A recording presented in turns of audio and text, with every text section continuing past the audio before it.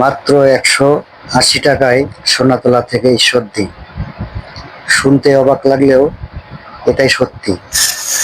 আজকের ভিডিওতে দেখাবো কিভাবে খুব কম খরচে ট্রেনে আরামদায়ক ভ্রমণ করে সোনাতলা থেকে ঈশ্বরদী পৌঁছানো যায়। চলুন দেখে নেওয়া যাক পুরো যাত্রাপালা। আমাদের যাত্রা শুরু হচ্ছে সোনাতলা রেলওয়ে স্টেশন থেকে। আজ আমাদের ট্রেনটি দুপুর 12টা 40 মিনিটে সোনাতলা স্টেশনে ছেড়ে ঈশ্বরদী উদ্দেশ্যে যাত্রা শুরু করে। আজ আমরা এমন একটি ট্রেনে ভ্রমণে বেরিয়েছি যেখানে মাত্র 180 টাকা খরচ করে সোনাতলা থেকে পৌঁছে যাবে ঐতিহাসিক ঈশ্বরদী জংশনে।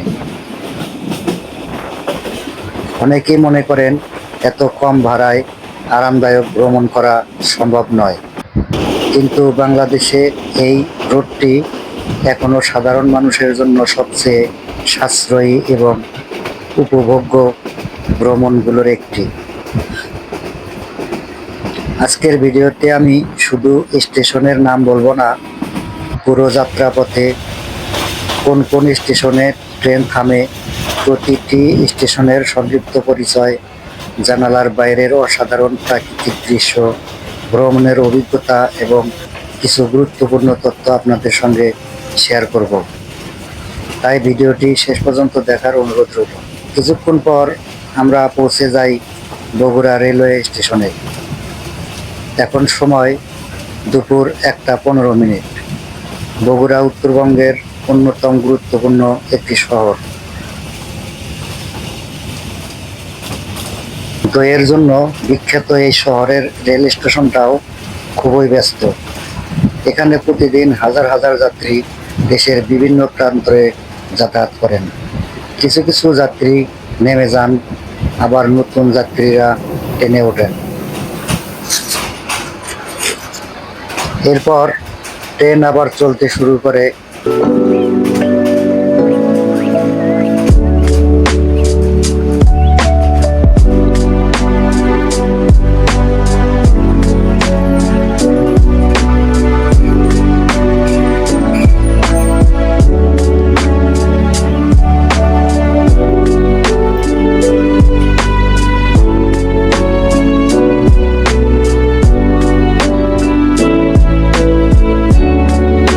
ট্রেন চলতে শুরু করতেই ধীরে ধীরে শহরের কোলাহল পেছনে পড়ে যায়।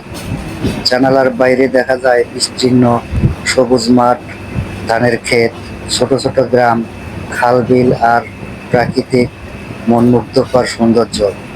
যারা ট্রেনের জানালার পাশে বসে ভ্রমণ করতে ভালোবাসেন তাদের জন্য এই রুটটি সত্যিই দারুণ।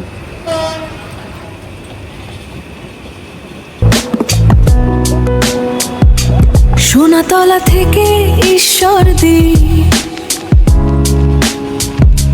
ট্রেন চলে ধীর গতিতে, জানালায় সবুজ আর ধুলো, মন ভরে যায় স্মৃতিতে।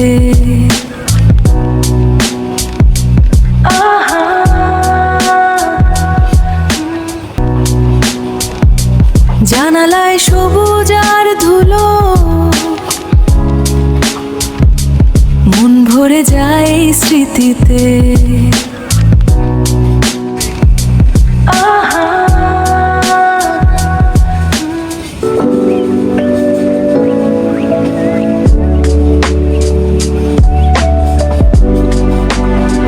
ট্রেন ভ্রমণের আসল আনন্দই হলো জানালার বাইরের এই পরিবর্তনশীল দৃশ্য উপভোগ করা।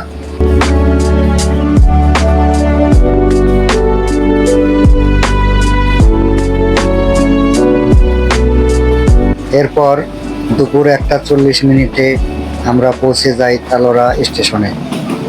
ছোট্ট হলেও এই স্টেশনটি আশেপাশে মানুষের জন্য খুবই গুরুত্বপূর্ণ। প্রতিদিন এখান থেকে অনেক মানুষ ট্রেনে যাতায়াত করেন।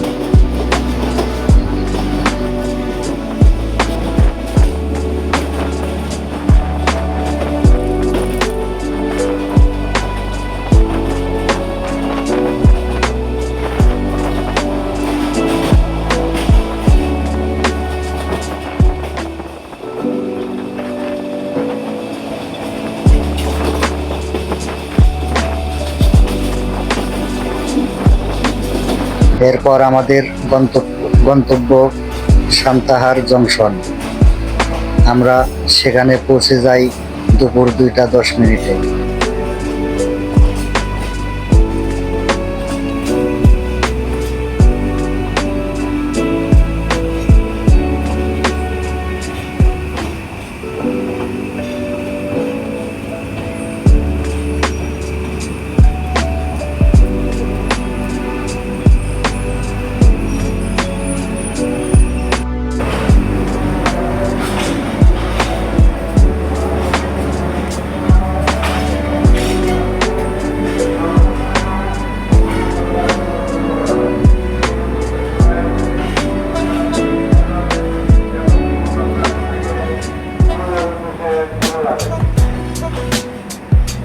সোনাতলা থেকে ঈশ্বর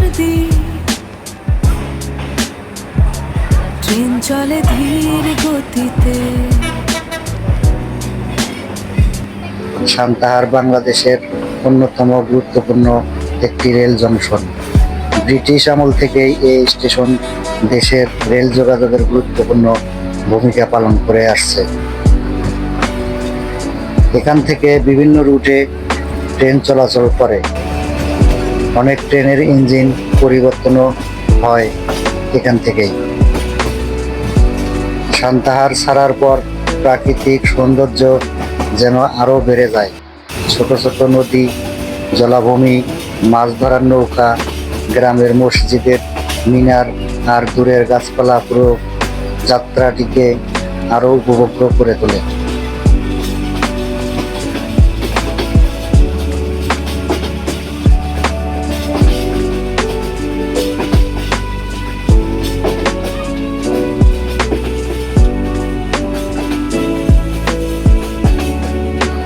বিকেল 3টায় আমরা পৌঁছে যাই নাটোর রেলওয়ে স্টেশনে। নাটোরের নাম শুনলেই মনে পড়ে রাজবাড়ি আর বিখ্যাত কাঁচাগোল্লার কথা। ইতিহাস ও ঐতিহ্য সমৃদ্ধ এই জেলা বাংলাদেশের অন্যতম সুন্দর একটি স্থান।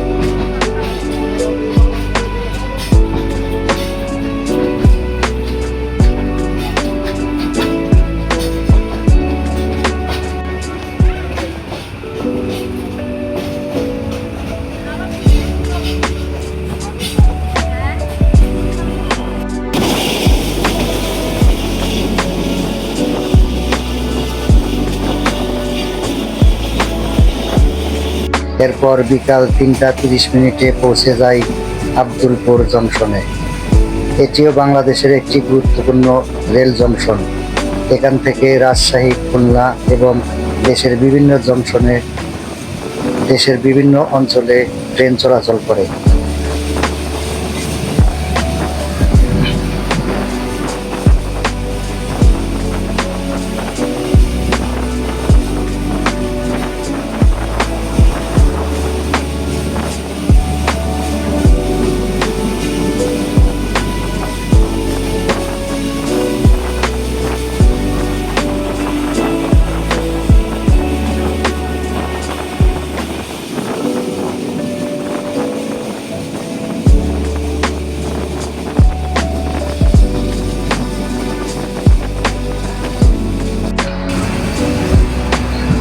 মাত্র 10 মিনিট পর বিকাল 3:40 আমরা পৌঁছে যাই আজিমনগর স্টেশনে।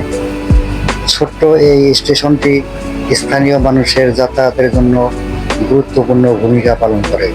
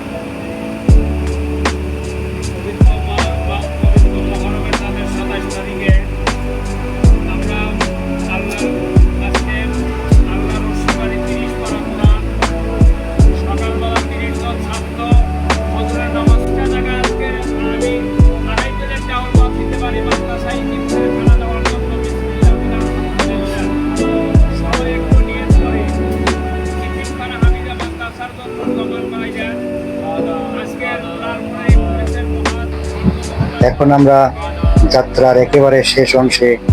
জানালার বাইরে বড় বড় রেল লাইন, শিল্প এলাকা এবং ব্যস্ত রেল চলাচল দেখে বোঝা যায় আমরা ঈশ্বরদীর খুব কাছাকাছি চলে এসেছি। অবশেষে বিকাল 4টায় আমরা পৌঁছে যাই ঈশ্বরদী জংশনে। এটি বাংলাদেশের অন্যতম বৃহৎ ও গুরুত্বপূর্ণ রেলওয়ে জংশন। এখান থেকে ঢাকা, রাজশাহী, খুলনা, চট্টগ্রাম সহ দেশের বিভিন্ন অঞ্চলে ট্রেন চলাচল করে। ঈশ্বরদীর কাছেই রয়েছে ঐতিহাসিক হার্ডিস ব্রিজ এবং পাকশি রেলওয়ে এলাকা। সুযোগ হলে অবশ্যই এই স্থানগুলো ঘুরে দেখবেন। সবচেয়ে ভালো বিষয় হলো সোনাতলা থেকে ঈশ্বরদী পর্যন্ত শোভন শ্রেণীর ভাড়া মাত্র 180 টাকা। এত কম খরচে আরামদায়ক, নিরাপদ এবং সুন্দর একটি ভ্রমণ সত্যি অসাধারণ একটি অভিজ্ঞতা। আপনি যদি এই রুটে আগে কখনো ভ্রমণ করে থাকেন তাহলে কমেন্টে আপনার অভিজ্ঞতা জানাতে ভুলবেন না। ভিডিওটি ভালো লাগলে একটি লাইক দিন, বন্ধুদের সঙ্গে শেয়ার করুন এবং এমন আরও ট্রেন ভ্রমণের ভিডিও দেখতে সাইনপ্লেক্স 24 চ্যানেলটি সাবস্ক্রাইব করে পাশে থাকা বেল আইকনটি অন করে রাখুন। আজকের মতো এখানেই বিদায়। সবাই ভালো থাকবেন, সুস্থ থাকবেন। আল্লাহ হাফেজ।